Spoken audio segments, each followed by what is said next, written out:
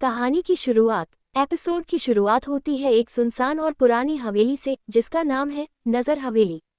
ये हवेली शहर से दूर एक वीरान जंगल में स्थित है। गांव वाले कहते हैं कि वहां बरसों पहले एक औरत की आत्मा कैद हो गई थी जिसकी नज़र में जादू था। उसकी नज़र जिसके ऊपर पड़ती थी उसका जीवन तबाह हो जाता था। कई सालों से ये हवेली बंद थी, लेकिन आज हवेली के अंदर एक खिड़की अचानक अपने आप खुल जाती है और एक अजीब सी काली छाया बाहर निकलती है।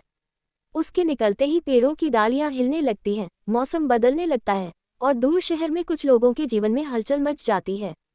एक तेज तर्रार, निडर और जिज्ञासु लड़की जो पत्रकारिता की पढ़ाई कर रही है। उसे रहस्य और अंधविश्वासों में दिलचस्पी है। वह अपने ब्लॉग के लिए एक स्टोरी करना चाहती है, सच क्या है भूत या भ्रम। एक रहस्यमयी युवक जो हाल ही में शहर में आया है। वह कम बोलता है पर उसकी नज़रें बहुत कुछ कहती हैं। लोग उसे अजीब मानते हैं क्योंकि वह हर उस जगह पर होता है जहां कुछ अनहोनी होती है। आयशा अपने दो दोस्तों रिया और कबीर के साथ हवेली के बारे में रिसर्च करने निकलती है। उन्हें वहां के बुजुर्ग लोग कहते हैं कि उस हवेली में जाना मौत को बुलाना है, लेकिन आयशा इन बातों को अंधविश्वास मानती है। वो तीनों एक रात हवेली के करीब जाते हैं। हवेली के पास पहुंचते ही उनका कैमरा बंद हो जाता है, मोबाइल सिग्नल गायब हो जाते हैं और एक अजीब सी ठंडक महसूस होने लगती है। अचानक उन्हें हवेली से एक लड़की की चीख सुनाई देती है। कबीर डरकर भागना चाहता है, लेकिन आयशा कहती है कि यही तो सच्चाई है जिसे उजागर करना है। वह हवेली के अंदर कदम रखती है। जैसे ही वह भीतर जाती है, एक नीली रोशनी उसके चारों ओर फैल जाती है।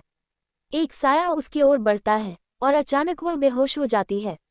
दूसरी ओर आरव एक ऊंची पहाड़ी पर खड़ा होकर हवेली की ओर देख रहा होता है। उसकी आंखों में चिंता झलकती है। वह बड़बड़ाता है, अगर वो जाग गई तो बहुत देर हो जाएगी। वह तेजी से हवेली की ओर भागता है।